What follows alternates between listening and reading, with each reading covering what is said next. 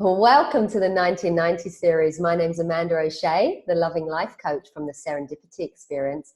And I have with me today a good friend, Katja Symons, all the way from Berlin. We're going all the way around the globe, Katja. And Katja and I have done lots of trainings together. Katja, I'm truly grateful for. She was part of the project of bringing Jack Pransky over to do his trainings in Spain along with Sheila Massand, and that's where I got introduced to this three principle understanding and met Jack and met all these beautiful people. So thank you, Katja, for being part of that orchestration that made all of this stuff happen. Well, it's my pleasure. I remember it well when you walked in the first time. That was amazing. What amazing times we've had all those years. Yeah, and it was. And yet, so you have been there really from the beginning of my journey, a bit like, like Sheila. And I remember that you had come into you had come across this sort of understanding of how the mind works and how the human experience is created before me. And I remember Jack saying when he first met me, like, oh, Katja used to be like you, like, because we were very, very chatty and very, always had the questions and all of that stuff. And he had watched you slow down, and he was a great help in really slowing me down. So it was nice seeing nice seeing that, and nice seeing, I've done retreats with you. I've done a retreat which you had run with Mick Tomlinson. That was many years ago. Yeah, my God, yeah. And then I want to give thanks to you for being able to use, actually, from the treatment center. I remember we had German clients in that didn't speak much English, enough English to have a conversation, and I was talking about what I talk about. They came to one of my workshops.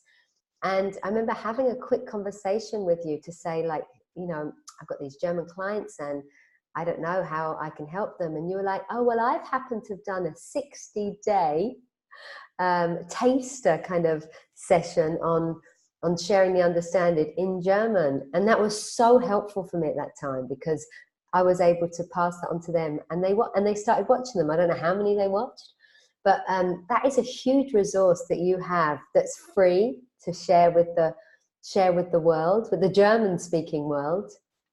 And it's a bit like your 1990 series now, right? And one day it just came up. I was like, oh, I'm doing 60 videos in 60 days.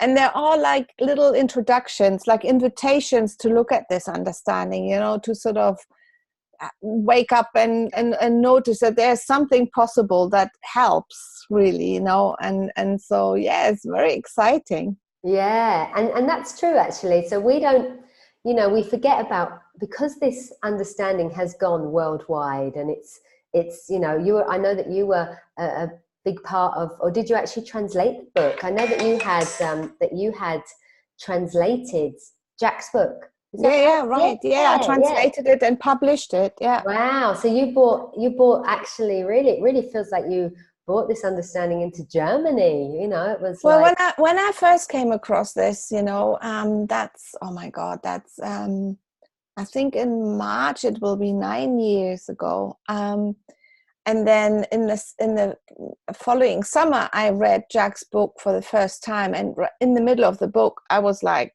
I was flashed by the simplicity and by the perspective I suddenly had on my life. It was totally different. Everything was different, but nothing had changed. How we sort of discover that only because something inside of us shifts, we suddenly get a handle on life. We suddenly get back we get our power back, our ability to see new options, and I was just so flashed that I contacted Jack, and in that moment I actually saw all my life flashing past me. Like, when people die, they say they see life flashing past them, and I had that, and then it also went into the future, and I could see like a bridge, and there was this sort of, this is just a picture of it, but there was this bridge, and it was bringing it to Germany.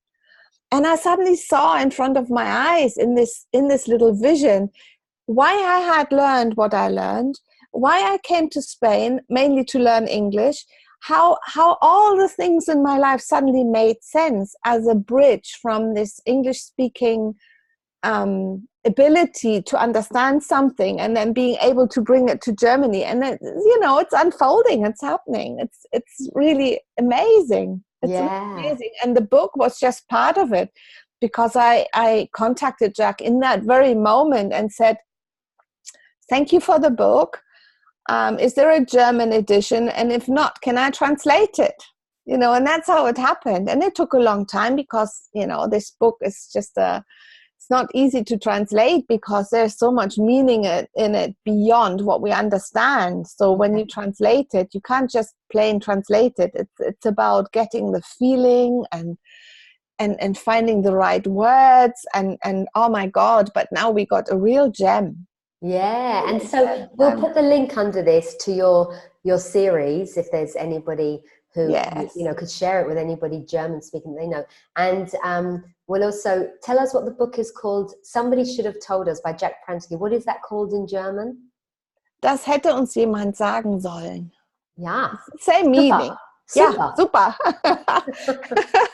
So same meaning. we'll make sure that happens. Yeah, it's a really good resource. People say, this is really helpful because, I can explain so much, but if somebody has something to read, it's a totally different story. And in between time, we got many people talking about this in German, and that's really, really lovely.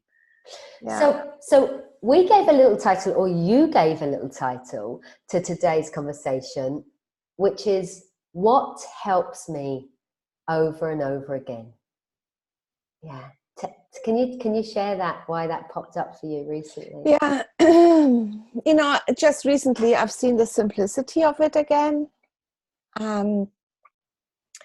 With this understanding, we're sort of talking about our thoughts and that consciousness makes them real, and that's in the reality we live in, and that's all good and well.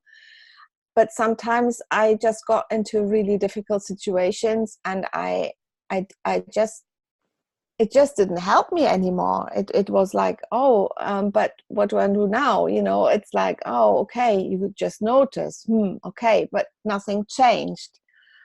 So that was really like when I started to look into it, like I discovered, first of all, that the basics are the advanced course, and how we always, in this human body, in this human appearance of a person, will get back into difficulties because the creation of this illusion is so real. It's made so real. And when I went back to basics, I actually re-listened to Sid, and I was starting to get interested in Michael Neal's stuff, which I never looked into so far, because I was having other things.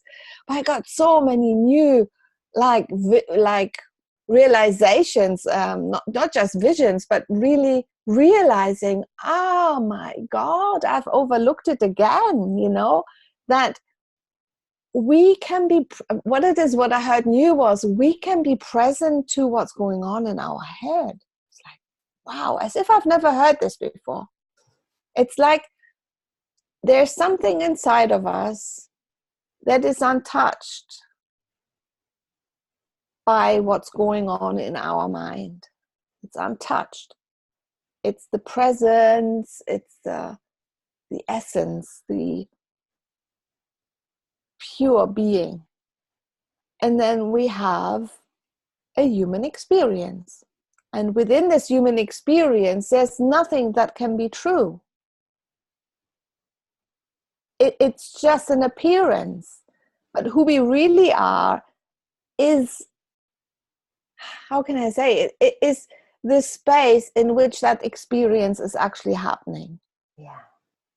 The creation. And I heard Steve Chandler say something that was really impactful to me, and he said that it's like you notice what's going on. That's it. That's it. You know, this is the simplicity, and this is nearly too simple, but it helps me over and over again. It's like yesterday, you know, I was quite tired, and I was sort of, you know, I was cranky. You know, I wasn't really in my right mind. And so I got really annoyed and very impatient with my mom. And in the middle of it, I already noticed, whoa, you're off here. You're off here. And so I was able to not go as far with, you know, sort of being really annoyed and raising my voice. And I raised it enough, but I noticed. So I noticed, wow, you're off. You're off. Your mind is playing an illusion. And then what happened? And actually, you know, that was the most powerful thing, because I was really able to, within a couple of minutes, go and apologize and say, you know, Mom, you can't take me serious when I'm like this. This is not who I am. But I was just shouting at myself. I was just off. And she said, well, it's over. It's done. You know, it's forgiven. Forget it. And you know what? I used to beat myself up for days, for weeks. It would actually drive me into depression a lot, because I didn't like myself like this. When I lost the plot, and I just, you know, I could never apologize, because I felt so awful inside of me. But now I was just able to say, you know, look, you know, this is not how I want to be, and this is not me. And well, I'm lucky really that my mom's sort of got this understanding as well, that she sees how innocent it is when we have, you know, something going on inside of our mind. That's so true. And it's just easier for you and easier for your mum. And it is beautiful when there's more than one person has this, because I don't know, it's just over. Everything's over quicker, right? That it's over. Right. Forget the about weight's off. The weight's simply off, you know. And I was smiling. I was like, wow, look at that. You know, if I look back like 10, 15 years ago, or when I was in the middle of depression, in the middle of being really under pressure and even physically sick, you know, my behavior wasn't very nice. You know, it just wasn't. And the more behavior I had that I didn't like, you know, because I didn't want to be like that, the more I was beating myself up, and the more this cycle went down and down and down and spiraled down. So now the simplicity is, it's just notice what's going on. And that the experience that we're having is just a momentary sort of film in our mind that gives us a really real experience. Yeah, it's so clever. It's so clever. And when you do, I think like having an understanding is super helpful for all of us, because we witness or we observe, or whatever word, we when we get a nudge, or we get a little insight, or whatever it is, to realize what's happening, the story collapses. And then all those good things, though, you know, the love and the forgiveness and the common sense and the wisdom, and that reveals itself when the story collapses. Laughter. And you know, it's like, oh my God, look at that. Look what just happened, you know. And I mean, I tell people, you know, this is going to happen to you over and over again, but it is gentler. It doesn't last that long, but we get trapped into seeing it as a reality because it looks very real, you know. It does, and that's the idea. Yes. Otherwise, we would not have a life. We would not have the impression that we're actually here in a room and we're talking to each other. And, you know, this is really like a well-made joke.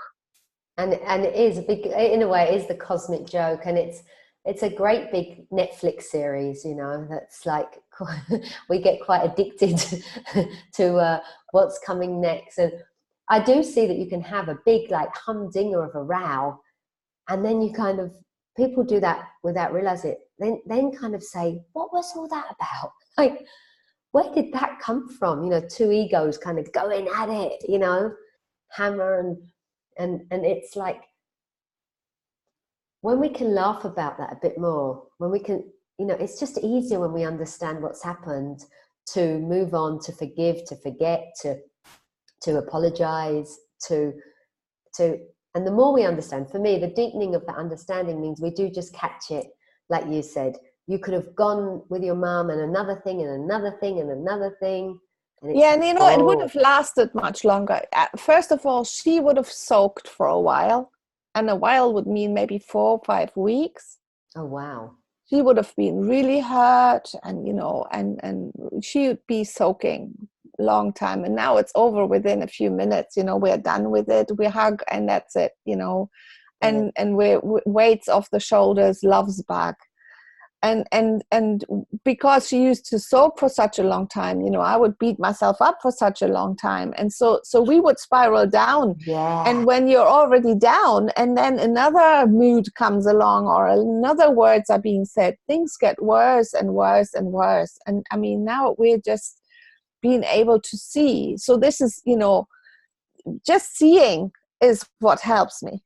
You know, coming back to the title, it's like seeing and yeah, just recently, you know, when I heard Michael say you can be present to your thoughts, I was like, oh yeah, I can notice,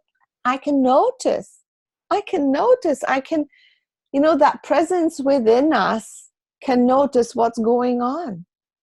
Yeah, and if we can notice what's going on, we're not the on. You know? Right? Yeah, it instantly changes. Instantly changes. Sometimes it changes so much that you start laughing, and sometimes it's just a little relief. But you can really wake up to the fact that there's something going on in the mind that's not who we are.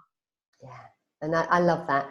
When we can see, when we can observe, when we can see the thinking or see the behavior, we realize we're not the behavior. We're not, you know, we're not the content of those thoughts. We're just, you know, bringing those alive with these amazing gifts that we call the principles, you know, that are just bringing, that's what's happening. Thought in the moment is just playing out, and it's so clever. And I feel very lucky to have come across this many years ago, and it's made my life easier. It's allowed my joy to skip more, you know, it's allowed that to happen. So thank you, Katja, for being part of the 1990 series. Thank you for everything that you're doing, bringing this understanding to Germany and to the German-speaking world. And thank you for, everything else that you've done along the way, and just being in the room when I've had, you know, the tough moments or the insights, or been there to hug or just say, you know, yeah, I remember that used to happen to me, kind of thing. Or yeah, thank you for yeah, well, thank you too for doing this. You know, you're spreading the word, you're in your work, and you know, in your whatever you do, you're sharing this, and it's beautiful to see. So beautiful. Who would have thought? So we've had the 1660, we've had the 1990. Somebody out there watching, it's your turn now. I'm gonna have a rest. Exactly. Yeah. Lots of love to you. Lots of love. And anybody who's listening, dankjewel. No, that's Dutch. What do you say? Auf Wiedersehen. Auf Wiedersehen. Danke schön. You mean dankjewel. Dankeschön. Dankeschön, dankjewel, gracias. Merci beaucoup, everybody. We're international. Bye-bye. Thank you. Bye-bye. Bye-bye.